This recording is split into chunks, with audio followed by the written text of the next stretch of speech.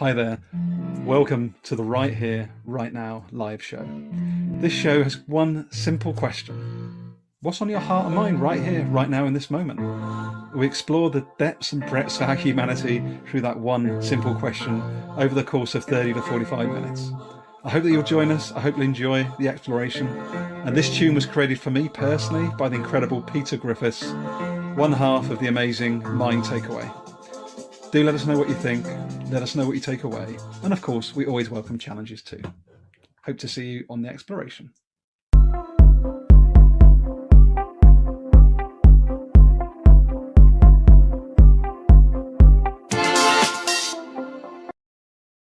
Well, good morning, afternoon, or evening, wherever you are in the world. Gary Turner here, founder of Hexo Change and host of this Right Here, Right Now live show. Before I bring my incredible guest, who I know is grinning at the background already, so can't wait for him to share that grin with you. I'm just going to share with you a couple of things that we're working on at the moment as part of Hexo Change. The first one is a leadership retreat. If you're an executive or senior leader of an organization and you would value 3 days away from the hustle and bustle of your busy lives, the ability to think for yourself as yourself in community, across sector, let me know if that could be of interest. That's taking place between the 5th, 6th and 7th of April 2022 in the beautiful Dorset countryside. One other thing we've got as well, 20th and the 21st of July is the Human Development Space, maximum 30 people, same location, incredible exploration, open hearts, open minds, co-created experience. Want you to be part of that. So they're two cool things. Drop me a DM if you're interested. Let me bring the main event into the space. The Frank, like the Frank. Good That is afternoon, quite a Frank. build-up. How are you, sir? How's things? I am fine, thank you. Such a pleasure to be having this time with you, really. I'm grinning from ear to ear because we always have such great energy every time we kind of come together. Obviously, this is the first one we're recording for everybody else to see, but it's always been an absolute pleasure to kind of share time with you. And I love your framing of the whole show right here, right now.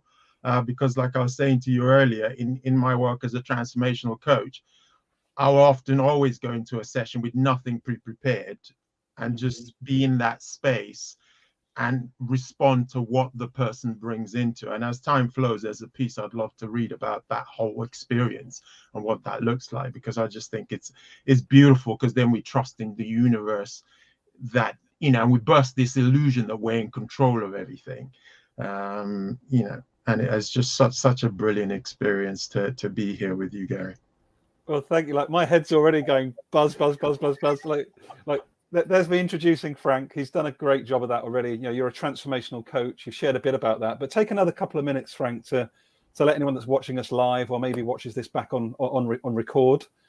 Where does that come from for you? That transformational coach. Have you always been that? Has there been a journey towards that? Just give us a 2-minute lowdown. Yes, it's a very interesting journey, because actually, as we speak, I still have what you might call a day job, howbeit part-time at the moment, as a project manager. I actually specialize in project recovery, projects in tech context, that is. And I found myself coming in and doing different projects that might have been struggling, or in something's happened, I go in there, go first principles, and just basically put it back together and then see how we kind of complete it. So that's what I'm currently working on. The transformational coach angle comes from really the work I've done in spiritual communities, because I predominantly came originally from a Christian spiritual background. I've expanded that somewhat into my context at the moment, where that's a layer outside of spirituality, because I see spirituality as our true nature, and then kind of you might have religious wrappers around those.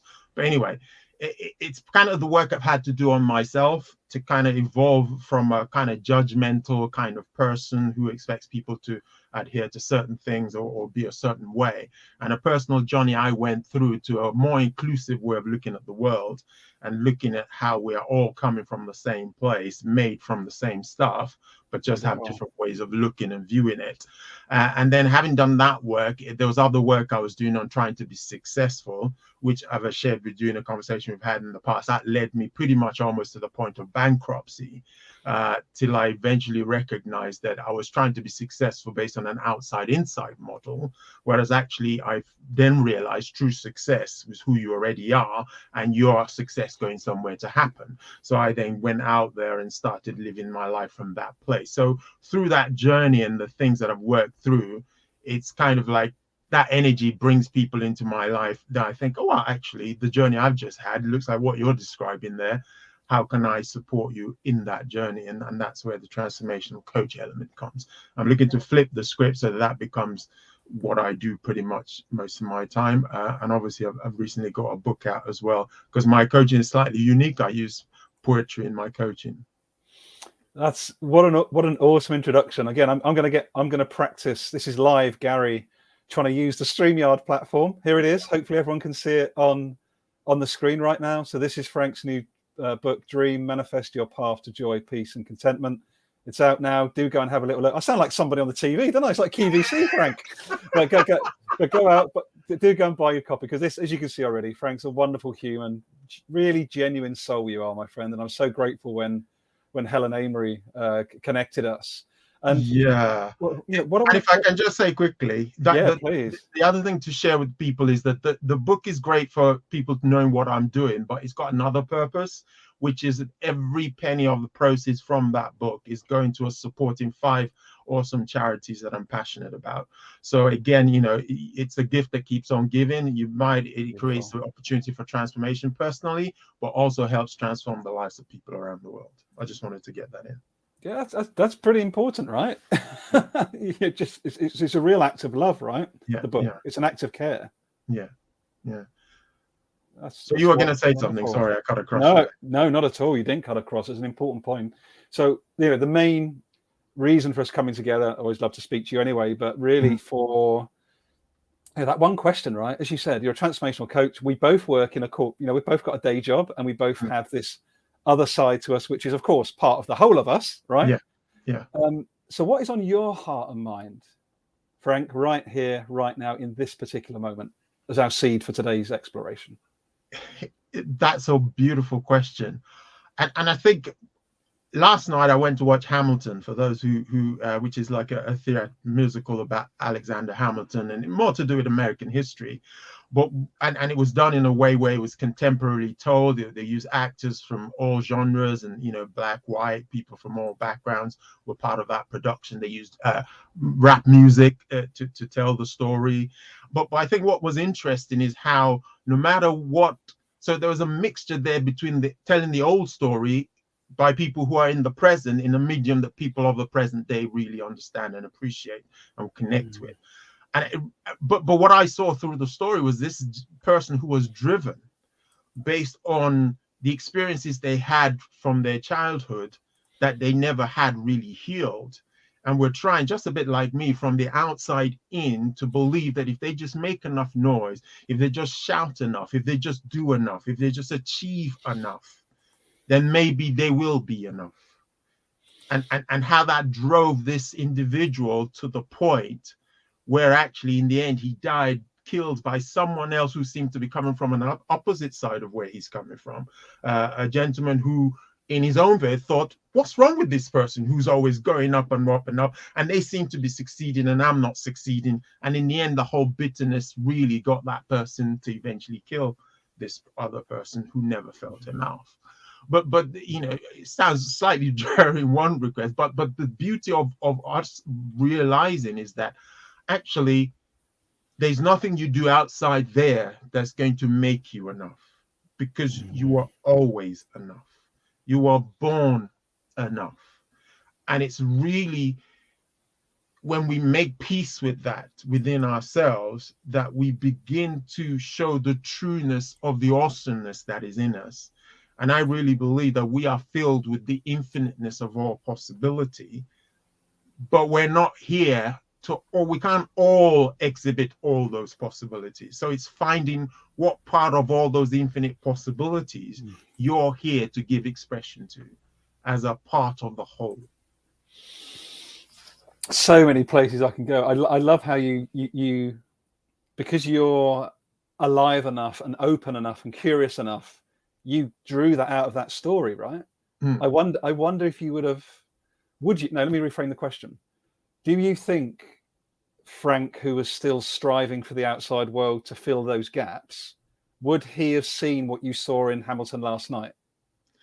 No, I wouldn't have. And this is another part of the whole idea of transformation. Like I was talking about using coaching in poetry in coaching, and that's the power of poetry, is that it gives you a space to play. But what I love about experimenting with that is that when I put it in front of people, I don't tell them what it means. Mm. And it's amazing when people read it, you find out people read in it what speaks to them, which then shows what they are ready to see. Because it is, I write in the book that insight leads to transformation. And it's the ability to see that tells you that you're ready. In fact, the quote for the first part of the book, Discovery, is this. I read it: when the student is ready, the teacher will appear. When the student is truly ready, the teacher will disappear. And it's kind of that whole thing, that if you can see something that you didn't see before, your transformation has already begun. So beautiful. I definitely would love for you to share during this conversation one of the poems, Frank. That would be a really beautiful thing. Because the thing, as you know, we've had a few conversations, and it resonates so deeply with me because why do I even do this show, right? It's a practice ground. To use your word, experiment. It's continuous practice of staying in the moment, having just one question to ask, and having the confidence in the vulnerability and the unknowing and the exploration that is possible when we don't come in with 50 questions and a specific, like, we must be this, or when I speak to Frank at the end, I want it to look like that. Yeah. Because it's a fool's errand, right? Like, it is indeed. And in fact, the way I designed the book has 5. So DREAM is the acronym for framework, and there are 5 elements of the framework. And as you go through the book, you originally think I subscribe to the idea somehow that you control your destiny, and you're going to do all these things to make sure that you do this and this comes out at the end. But actually, the kicker at the end is, actually, I'm saying to you, actually, you just need to be present to what is. And the universe is inviting you into the possibility of participating in its own unfolding, of which you are a part. So which is why I use the word manifest, because you're not creating, you are part of the manifestation. And if I just read the piece I was talking to you about, the right here, right now concept, and how it aligns with coaching, this is called the dance. Welcome, step in. This space belongs to you. To unpack the stories, the ones that shaped you. To venture down paths less trodden. To explore landscapes from heights rarely reached. The bird's eye view of what there is, to start the journey to where you want to get to. Let's make this space safe for you, as confidential as can be. One that works for you with unconditional positive regard. No judgment from me, so you never have to worry about showing the true you. A quiet hush fills the room. Where would you like to begin? The floor is yours. As I ask, you speak. As you speak, I listen. As the answers pour out of you, I hear you. I see you. I support, I challenge. Space and time feels endless as we go deeper right to the roots, trusting instincts, being ever present, reflecting back what I see, all unraveling in real time. Our only plan to respond to what shows up, the pathway opens for us to take, venturing to see where it leads, listening intently, responding truly, engaging fully, embracing the not knowing. In hindsight, we arrive to destinations beyond our desires, because we dared to trust, responding towards birth of the moment in the magic of the dance. Beautiful. How does it feel when you express it in words? As you share that yourself, what's emerging for you? It's almost like the energy of it comes out, and you're just hoping that other people can connect with that energy of trusting that the universe has our back, and that we can trust that what is unfolding is unfolding for us, not against us, so we don't have to fight it. and neither do we have to expend so much energy trying to control it. There's so many places I want to go, but I want to acknowledge Zen, who's joined us. Sorry for covering up our faces for now, That's but all right. yeah, love how Frank presents the imposter syndrome as a kind of coping mechanism in the process of the drive and activity to heal. Yeah, at the bottom, I love the pandemic seems to have ignited a greater awareness of its need. Yeah, Zen, do you know something? Thanks for sharing that. You know, the thing for me that comes up so powerfully in this time, this past 2 years of this pandemic, as awful as it's been on many levels, it's impacted different people in many different ways. But the absolute clarity for me, Frank, is we've realized we are so much more than the job title, so much more than the amount of money in the bank, so much more than any of the stuff that social media is telling us will define us if we own it, buy it, develop it, right? Like, it's so much of it is just sitting latent, waiting for us to express, but it almost seems too easy. It's too simple to go inside and just let myself like trust the universe and to allow myself to unfold. Like, it's almost like, you know, it's got to be a lot harder than that, Frank.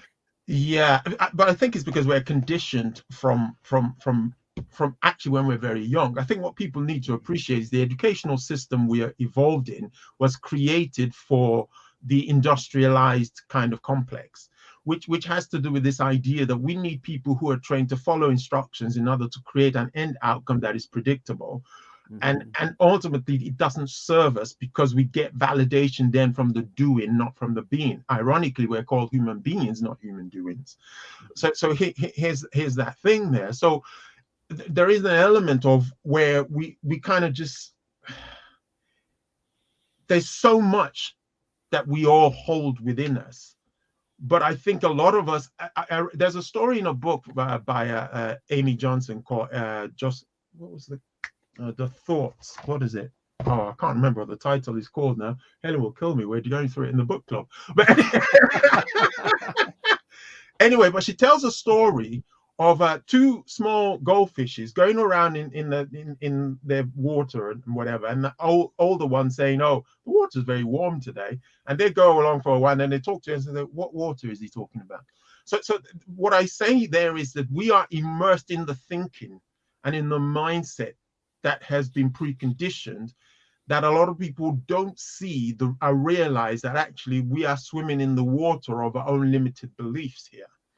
And ultimately, it's that idea that the pandemic does enough to disrupt what's going on for you to then begin to ask those questions and say, oh, wait a minute, I am swimming in some kind of water. What is this? What's in this water that I'm swimming in? And that kind of is the thing. And that's one of the things about pain, that none of us will ever ask for pain. But ultimately, pain has a job to do because it's pointing to something. And the question there is, though, what is it that is pointing to, and how do we respond to it? We can listen, we can ignore, we can numb. Yeah, there's a piece that says point of pain. Pain points. Don't miss the point and focus on the pain. Get the point. Get to the point. Address it. That's the point of pain. Oh man, like my whole head's just kind of like it's resonating with me so personally because I had this is why we're speaking now, right? Yeah. We had it planned, but where the conversation goes, I've been sitting in, no word of a lie, the last 7 days. I've got so many notes about this exact point, which is, do we have to get out of the matrix, or that water that you spoke about, that you know, the water that we do not see? Is pain the gateway to, is pain almost the release from that conditioning? Does it take pain for us to escape the stories? Yeah, I think it's a attention grabber. I think that's the point. But I think also, if we look at it in the physical body, you have pain in your body because something is trying to tell you something, that something's not right, something needs adjusting, or it could be just telling you you're alive. It depends on how you want to take it, right? But the point is, we now have a whole industry of, drugs and things to help you numb the pain so you can continue to live the way you've been living and mask the pain. That's not a solution. Oh, that's Oh, we need a follow-up conversation. As somebody that actually works in the pharmaceutical industry supplying solvents that make drugs, it rings true. It rings true in many ways, because and I guess you're then looking at, are there other ways? You look at, I'm not an expert. You look at part of the pain that I observe is actually you spoke about in body, right? How do we feel in the body? Part of my challenge when I was bullied as a kid and held on to that trauma for over 20 years is I suppressed that with drink and drugs and other things, right? Because I didn't know how to feel. I didn't know how to express. I didn't know that it was okay to stay with that feeling. So at the beginning, it was just a feeling. It wasn't pain per se. But as I kept it stuffed down, then it became more and more painful, because I became full of pain from the inside. Yeah, that's so wonderful. I love the way you frame that. I love the way you frame that. And again, that's a conversation myself and yourself have had, where talking about this whole thing about suppression. And what I've since discovered, reading some books by Gabor Mate, one was The Body Says No and the other is Scattered Mind. And one of the things that really began to help me see is that actually, depending on how you grew up and whether at any point you've experienced any form of abandonment, or your parents have not been able to give you the emotional support you needed that should have been there for you when you were developing, actually that then creates an underdeveloped part of your brain that's meant to give you that sense of agency and ability to process a lot of that. Now, but as we as adults begin to see that and we begin to notice that, then we have the opportunity to give ourselves that which we're missing, and to acknowledge that which is not really happening for us, but within, to know that it's here, and really allow ourselves to feel. Because you're right, when you trap that in, it has nowhere to go. What it wants is the voice and the release. So compassionate inquiry that says, okay, I'm feeling this way. I acknowledge this is how I'm feeling. The feeling doesn't define me, but I acknowledge it and I give it a place to express itself. Because once it expresses itself, it then has a way to express itself and go out. And then it frees up space for you to really experience what's next for you. Honestly, for those that are like, Frank's hitting, like, I'm just getting reactions in the back of my head, like every time Frank speaks. And I want to explain what that is. That's a connection. That's me just going, that resonates so deeply with me that my body's reacting to it. Okay. And the other thing I want to add to this is, my God, what would it be like if we were able, Frank, to engage, hold space, a brave, loving, caring space for political leaders, business leaders around the world that are so in their head around the next quarter's results. We have to buy that next company and expand, market share. All of these old narratives that we have around what good looks like. I would just love, without judgment, just to explore what would a new world look like based on connection, understanding, empathy, collective intelligence. Like, it's possible, right? It's possible. It is so possible. And this is, and it's interesting that you bring that up, because there was another piece that I had which talks about ripple. And it speaks a lot to what you're talking about, because the way when we see problems in the world or things we think could be different in the world, we often think it would be nice if something zapped everybody and just changed everybody's mindset overnight, so that everybody now lives in a world where it's now the way we think it should be. But in actual fact, when you think about it, when you look at it, I'm looking for here we go. Just give me a second and I'll get it for you.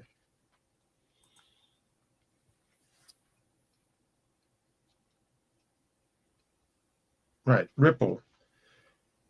We are in one of the greatest fields of service, helping others live a fuller life. This is talking about coaching generally. Making the world a better place, one person at a time. Once the pebble drops, the ripple starts. No control over how far it goes. That's the way influence grows. Completely out of control. Start one now. So we are starting a ripple just by putting that word out in the universe, like you just said. What if? That theater that I went to watch yesterday, Hamilton, was a what if in the mind of Lynn, the guy who created it. What if I could tell the story of this wonderful person in modern ways? It took him 6 years for that to become a reality. He got an opportunity actually to present before Obama when they were doing a show about poetry. and he presented some of the pieces. Then he got other people to back him, and so on and so forth. And now it's a reality playing around the world. And really, my answer to your question is, the what if starts with who is God placed in your life that you can speak into, that you can influence, with who you are and who you're becoming. Because if you're trying to share a message that you're not embodying, it has no energy to create the momentum. That's beautiful. And this weaves so beautifully to what I shared at the beginning, right? The executive retreat. Like, it's the first one we're going to be doing, but it's exactly for this space that you're speaking to. Yeah. You know, it's a co-creative space where we're looking not to tell people this is your agenda, you'll speak to these 20 people, you need to be here at this time. It's actually about the space and how do we hold that for people to explore together, but from different perspectives, different sectors.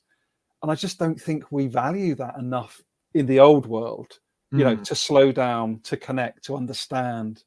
Because I'm wondering what your thoughts are around that. Would you add or challenge or build on that? Are we moving towards a space where we value that more, do you think? I'm going to focus on the word space, right? Because so my work that I'm doing, and especially the charity legacy part of it, is called Calm Self. And Calm Self is actually a clever acronym. It's conversation to ascend living miserable by creating space to embrace life fully. And the space is the space between mind and spirit. Because we have been taught and we have been trained that we are what our mind says we are. If you do not create space between you and mind, you get carried along with what the mind fabricates, what the mind sees. Now, bear in mind, this is the same mind that doesn't know the difference between what you're seeing on the screen and what's real, right? Because it will create reactions in you when you're watching something as if it's really happening right there and then, but it's not. Well, that kind of mind is creating all sorts of stories about what you need to be who you already are. It's creating all sorts of stories about where the dangers are. It's creating all sorts of ideas about your self-worth is based on your comparative worth to someone else. Or if you don't have space between all that drama, you have no way of sitting in the fullness of who you really are and really observing what's going on and then accepting of, okay, that's just the mind trying to protect itself because it thinks there's danger. But I, in the essence of who I really am, know there is no danger.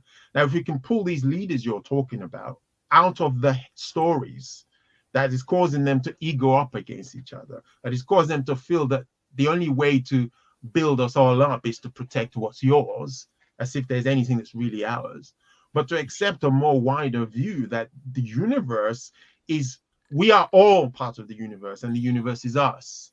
And therefore, everything we do for someone else, we do for ourselves. And that is a way to build a world that is supporting all of us, not just some of us. Thanks for sharing that. And you know, the thing I want to hold space for again for a second is this.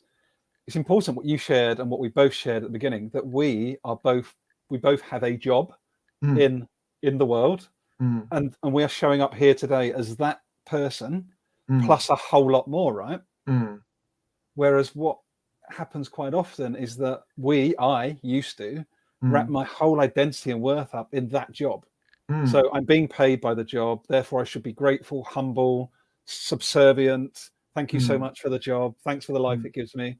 And it just really brings us into such a narrow version of who and what we could be. Yeah. And when we realize, like we're both modeling, I hope, that actually you can do a job in the world and be all of you in addition. That's where I see the expansiveness coming from, right? Yeah, it's really beautiful that you put it that way, because and I'd like, in my book, I give a shout out to the people who I work with and especially the leaders in where I work, because they allowed me to bring my whole self to work. In actual fact, he's one of those leaders, Stuart Richards, who actually he'd shared on a book that he was reading, and I thought, I've got that book somewhere, and I started creating internal blogs about the book, and within that sharing some of my poems and things like that. And that eventually, grew to a point where I started sharing my poems in other places, and the book is ultimately part of that as well. So yeah, there is an essence where you don't have to separate the two, and you can say, what part of me is not showing up at work that I can bring to work that would add value to the lives of the people that I'm working with. and give space for that to express itself, because that energy gets recycled. It comes out of you, goes out there, and it comes back again. And it just keeps building everything up as a whole. So cool. I want to do a little share for your book again, just because it just looks amazing. I've got my one on copy, by the way, on order, and I'm looking forward. I'd like for you to, we're coming up towards the last 5 minutes, Frank, but I'd love for you to select another poem to share with us before we wrap up today. But here's the book again: Dream, Manifest Your Path to Joy, Peace, and Contentment. You can find it on Amazon and all good bookstores. I'm sure some posh people say on TV. You're really channeling this TV side of me. Are you speaking something into existence here, Gary? You've got some ambitions we're not yet aware of here. You might know more than me, but no, genuinely, I just really appreciate your energy, what you're bringing to the world. And I just really hope that, like you say, all of the proceeds are going towards these 5 charities you mentioned. So I hope that people will follow you. I hope they'll connect with you. I'll drop your details across the bottom again. But look, we're getting into the last couple of minutes. Do you have a particular poem you'd like to lead our viewers with? I'd like to do that. But I'd like to acknowledge you as well, Gary. I think what the work you're doing is awesome, and I've met with you when we're not recording, and you're exactly the same. So this is not that means a lot. That means a lot. Show. This is the reality, and we had such a connection the first time we spoke. It's like we've known each other for ages, and I'm just so proud of the work you're doing, really. Right. So I'm going to read this one. It's called World Changes. And this is really where the legacy element of the book is concerned. That one of the things I learned from my experience was that I used to think that I needed to become rich and successful for me to make a difference in the world. And when I had my reset, having nearly been bankrupt and coming back from that, I recognized that I've reframed that to say I can make a difference to the extent of where I am today. Proportional and relative to what's happening today. I don't have to wait to another day. There's always something I've got now that could be of value to someone else. This is called World Changes. I changed the world. In truth, I had no choice. An egg and a sperm contrived to seal my fate. How can it remain the same? I changed the world. In truth, does it really matter? For whatever course I take, be it for better or worse, how can it remain the same? I changed the world. In truth, I did try not to. My energy I could not contain, reaching, touching, transforming. How can it remain the same? I changed the world. In truth, I can choose, showing up fully, embracing all there is. How can it remain the same? I changed the world. In truth, we all do. We, the veil of flesh, no longer bearing, now at large in stories being told, how it was forever changing. Beautiful, my friend. Wow. Wow. Not much else to say to that, mate, really. That's just beautiful. Before we jump up, I'm really interested. How has the experience been for you as Frank of building this book, this collection of poems? How did that emerge for you as a process? Had you always wanted to write a book, or was this just something that was very emergent for you? It was emergent in the way that I'd been writing poetry for a while. And then I started talking to some of my coaching colleagues about writing a book. And then someone January last year, challenged me and said, "You've been talking about this book. When are you actually going to do it? Put a date to it." And then I put a word out in the universe, say, by September, I'll have something in the hand of a publisher. And it just snowballed from there until it became a reality. So it really is lived out what's in the book, how to take something from a thought, disappointment, or whatever, into a manifestation of something. And I've also learned as a result of it, and this speaks to the conversation we've had as well, it's taught me how to embrace something and not suppress it.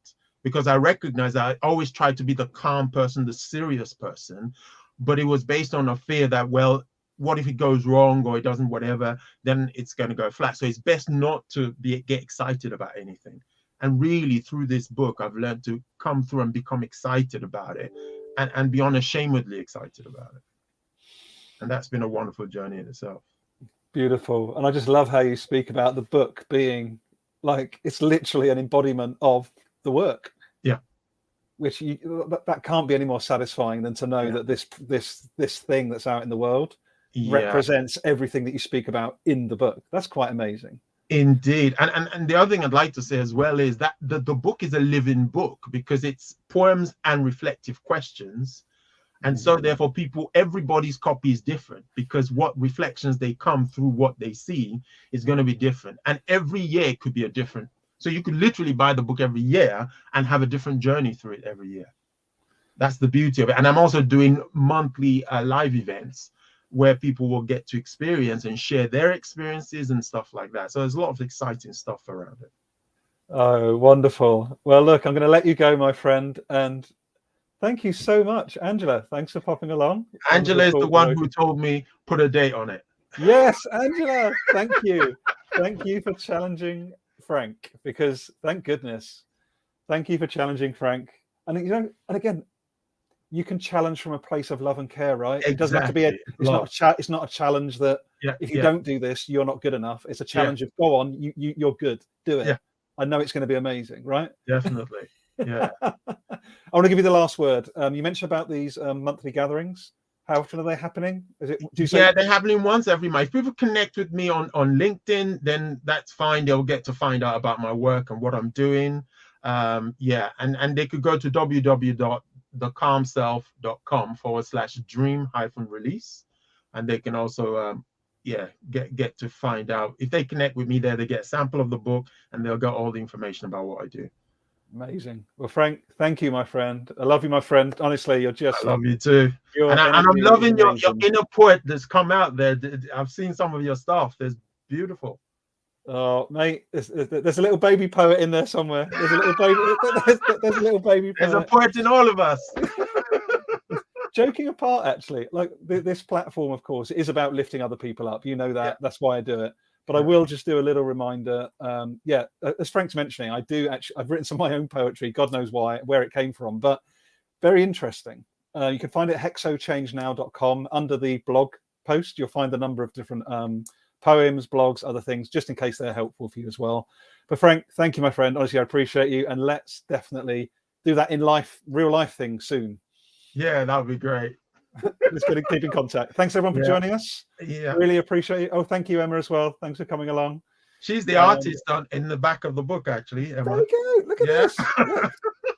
Attraction, my friend. Attraction.